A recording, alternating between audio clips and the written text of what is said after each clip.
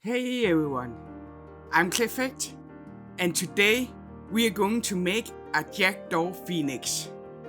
And the reason for that is because this summer I actually became a bird mom. Yeah, to two beautiful Jackdaw-bird babies. Well, they weren't quite beautiful at the start, but they became it.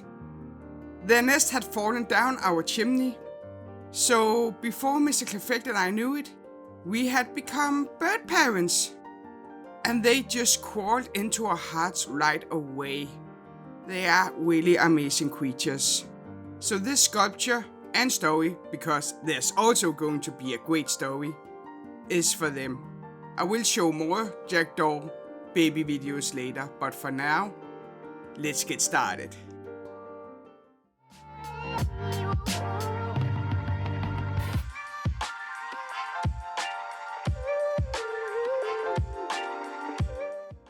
Two things before we get started on the story.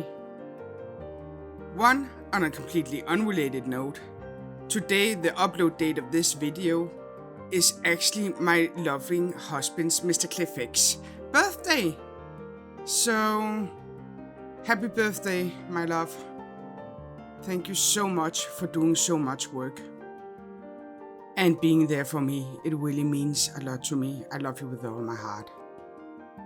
And if you feel like you want to give Mr. Clayfect a happy birthday, write it down in the comments. Now, the second thing is that this story is going to contain violence, animal abuse, child abuse, and alcoholism, so it is not for the faint of heart, but it is really and truly a good story, so give it a try. John kicked aimlessly a rock around that Saturday afternoon.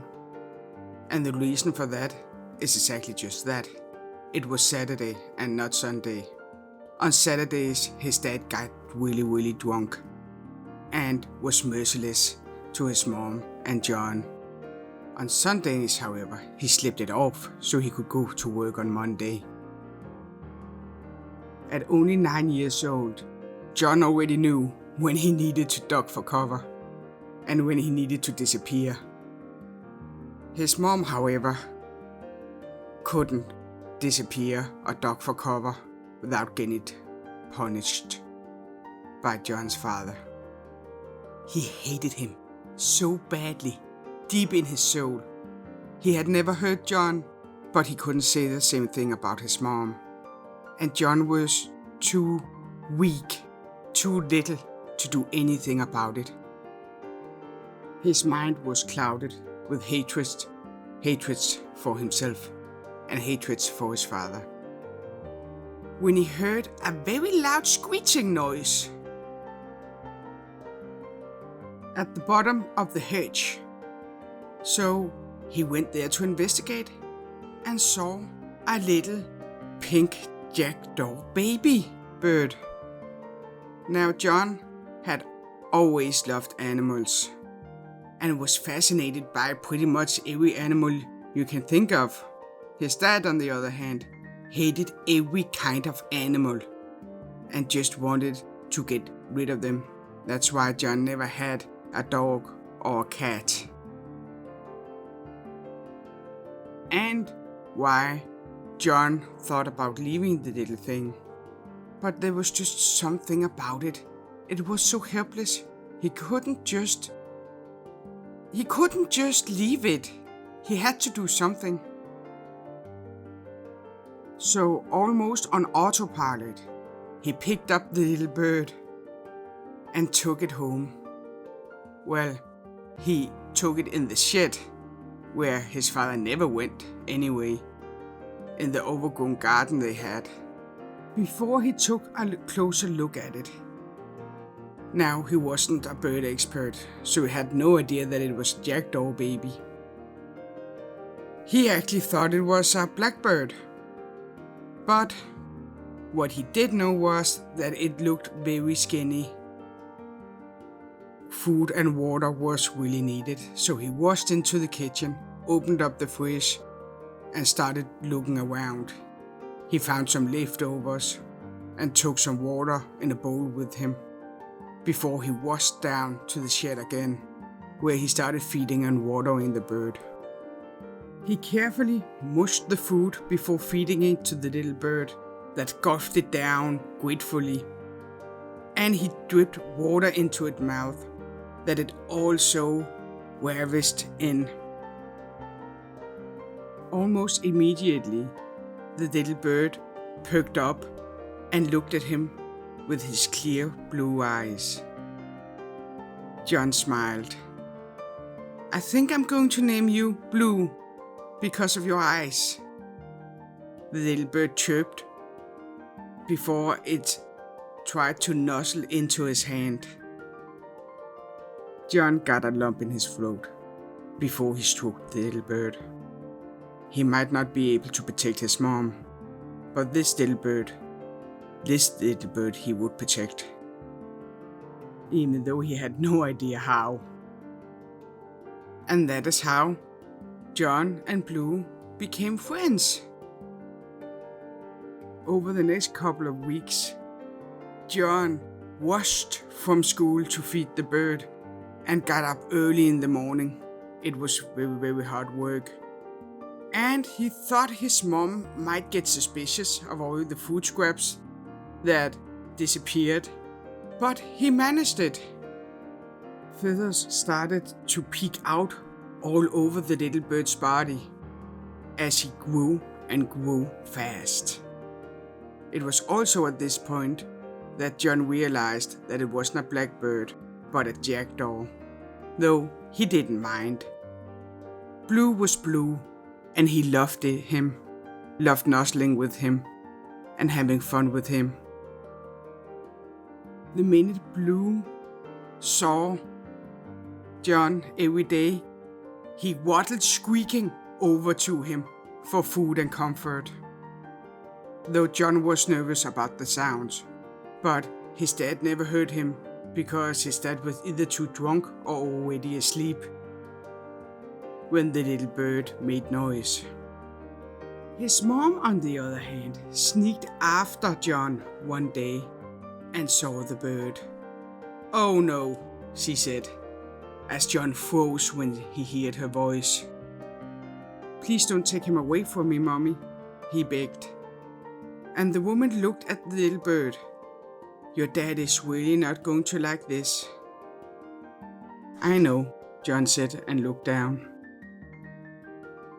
But his mom kept looking at the bird. Blue gave her the biggest puppy dog eyes he could manage, as if he knew what they were talking about, before she sighed and said, "Make it quiet. Make sure that your dad don't hear it." And then she left. John didn't know what to say. She had expected his mom to panic or yell at him or something like that.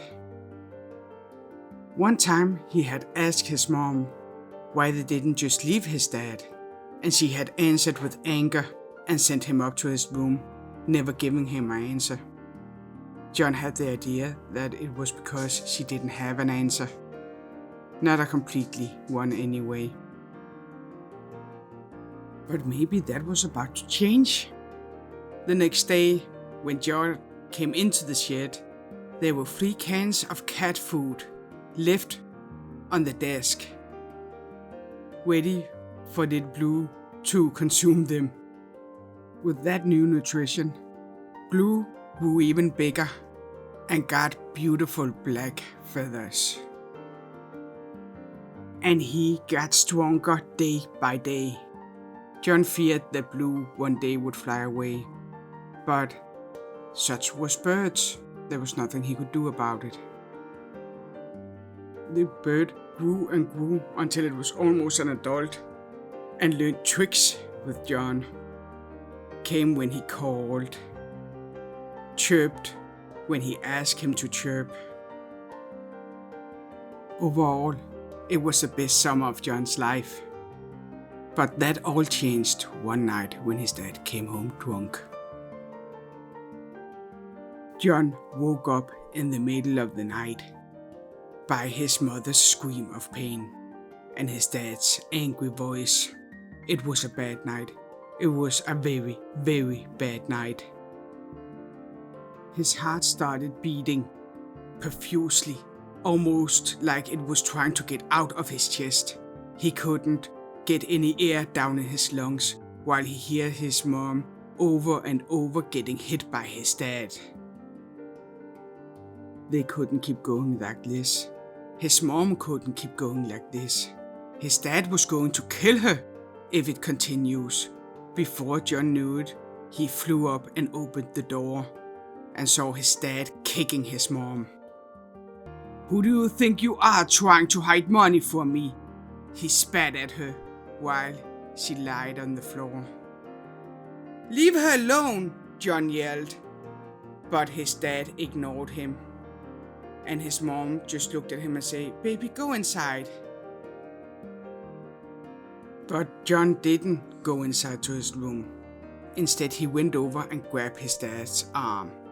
"I don't want you to hurt her," he said, but his dad just tried to shake him off and get more and more frustrated when the little boy didn't want to let go. "Let go, kid! I won't let you hurt her anymore!" he yelled at him. While they were arguing, a bird scream came louder and louder, almost as if Blue knew what was happening and wanted to protect John. "What the dad said before shaking the boy off and went to investigate the weird noise. "It's nothing," John said as he tried to pull his dad away from the garden, but his dad just kept going mercilessly as John followed him. When he went into the shed, he saw a big black bird tearing the shed apart. The minute he saw John, he flew up on his shoulder as if he was protecting him. His dad stared at them, and slowly but surely, his drunk mind put two and two together, and his face got deformed with anger. "So, you think you are a big protector now? You going to protect the bird, protect your mom?" he asked with a slurry voice before he grabbed the bird and grabbed the box. "Then let's see how good you are at it," he screamed before he put the bird into the box and went into the home. John ran after his dad. "Don't hurt him!" he screamed, panicking, crying. Even though it was the middle of July, his dad started the fireplace up and screamed at his son. "Let's see how you will protect them now," he roared, before he threw the box with the bird into the fireplace. They screamed, John screamed, his mom screamed, and the bird screamed from pain. But there was nothing to do. The box quickly caught fire, and before they knew it, there were only ashes left of the bird. "That will show you that I'm the man of the house," his dad roared in triumph. But his triumph was short, because before he knew it, a loud, deep bird scream came out from the fireplace. And a red-hot phoenix bird flew out from the fireplace and started attacking John's father. He buried his claws into his shoulders as he started picking on his face and his eyes. The drunk man screamed and tried to get the bird off, but that didn't stop the bird. It only seemed to encourage it. When the bird finally stopped, his dad was quiet and laid limp on the floor. John took one step closer to the bird. "Blue?" The red big bird looked up at him and cocked his head like he always had done when he was a small little thing. John wanted to hug the bird, but something told him that that was the wrong move. This wasn't Blue as he remembered. this was a new Blue in a new life. His mom, though, apparently did know what to do, cause while John stood like he was struck by lightning, his mom opened the door and said, "Thank you." The big wet bird gave her a little bow before it majestically walked out and flied away. And John and his mom never saw Blue again. But their life was forever changed, and only for the better. And that, my friends, is it for this story, but not it for this sculpture yet. As you saw throughout this video, I had a lot of problems, but this is also my second bird I have ever made, so I am actually really happy how he turns out.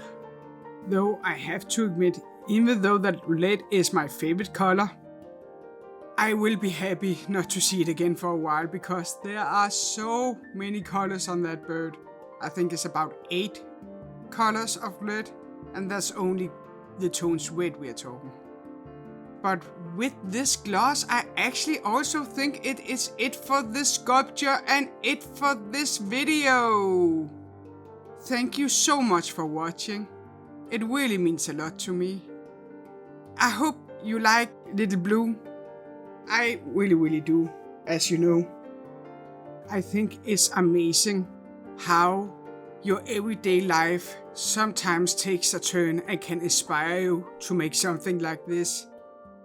Our 2 jackdaws, Hope og Liv, or Hope and Life, translated, really inspired me here.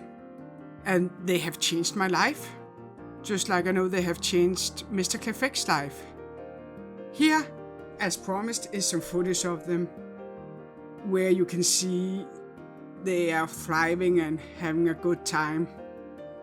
I really feel that it is such a privilege that they put their trust in us in bringing them up. Most birds, they starve themselves to death before trusting a human. But these guys, they gave us a chance. And I am oh so grateful. Because even though they are quite quirky sometimes, like here when Hope are taking a sunbath, they're really intelligent and fantastic creatures. And with that little footage of them, I will end this video. I hope to see you next time. But if you can wait until next time, why not click on the square circle light, where you can see me and Mr. Clayfect in a clay-off battle. It's fun. But until then, bye!